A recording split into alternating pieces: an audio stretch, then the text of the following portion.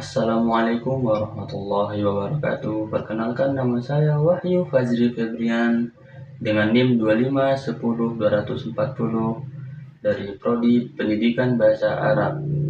Pada video kali ini saya akan menjawab soal-soal ujian akhir semester tentang mata kuliah Filsafat Pendidikan Islam. Soal yang pertama, jelaskan hubungan antara tujuan pendidikan dan kurikulum. Apakah keduanya sudah selaras? Seperti yang kita ketahui bahwasannya tujuan pendidikan Islam adalah membentuk insan kamil yang seimbang secara spiritual, sosial, dan intelektual. Kemudian, adapun kurikulum itu sebagai wasilah untuk tujuan pendidikan, bukan sebagai tujuan itu sendiri.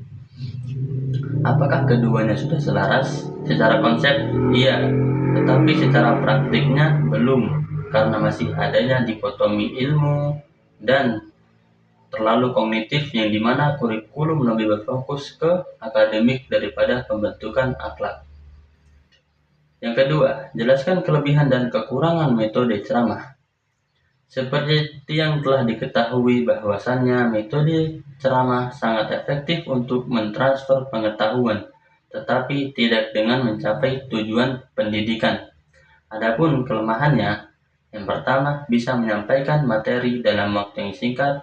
Terus, guru bisa menjadi teladan melalui cara bicara dan sikap secara langsung. Dan yang terakhir, praktis tidak membutuhkan alat bantu dan media yang banyak.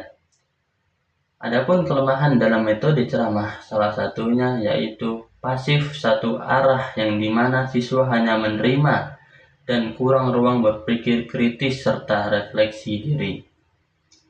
Yang ketiga, bagaimana menerapkan evaluasi pendidikan Islam yang komprehensif, tidak hanya berfokus pada ujian tulis?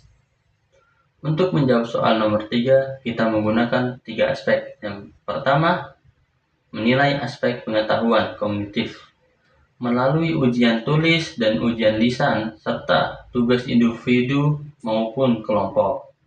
Dan yang kedua, menilai aspek sikap efektif, yaitu melalui observasi selama proses pembelajaran dan penilaian diri. Kemudian yang ketiga, menilai aspek perilaku psikomotorik dengan mengamati praktik ibadah dan pengamatan akhlak sehari-hari. Soal yang keempat, jelaskan keterkaitan keluarga, sekolah, dan masyarakat dalam membentuk karakter peserta didik. Keterkaitan keluarga, sekolah, dan masyarakat biasanya disebut sebagai tri-pusat pendidikan. Yang pertama, keluarga sebagai penanam nilai dasar akhlak dan akidah sejak dini yang biasanya kita sebut pendidikan pertama. Dan yang kedua, sekolah sebagai pengembang nilai tersebut secara sistematis lewat kurikulum dan pembiasaan. Dan ketiga, masyarakat sebagai pengaplikasian nilai lewat interaksi sosial.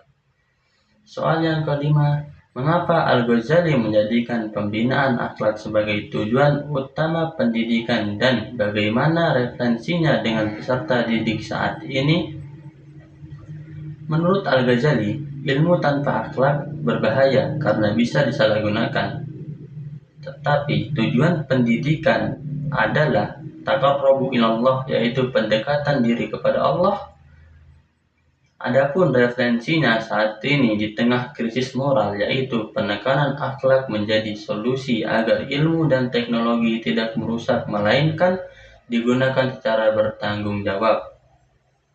Soal yang keenam, mengapa Ibnu Khaldun menekankan pembelajaran bertahap dan apa dampaknya jika prinsip ini diabaikan?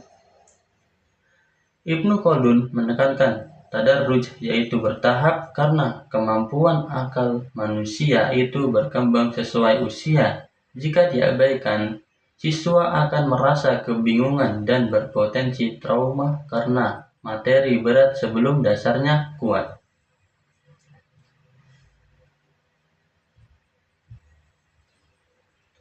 Soal yang ketujuh, bagaimana menerapkan gagasan islamisasi ilmu dan konsep adab untuk mengintegrasikan ilmu agama dan umum di sekolah Islam? Untuk menjawab soal nomor 7, dapat diterapkan dengan memandang ilmu sebagai bagian dari kebenaran yang bersumber dari Allah, yang dimana ilmu umum diajarkan dengan landasan nilai-nilai Islam, sedangkan ilmu agama dikaitkan dengan kehidupan sehari-hari. Pada saat yang bersamaan, pembelajaran harus mengutamakan pembentukan adab agar membentuk peserta didik yang cerdas serta berakhlak. Cukup sekian dari saya akhiri. Assalamualaikum warahmatullahi wabarakatuh.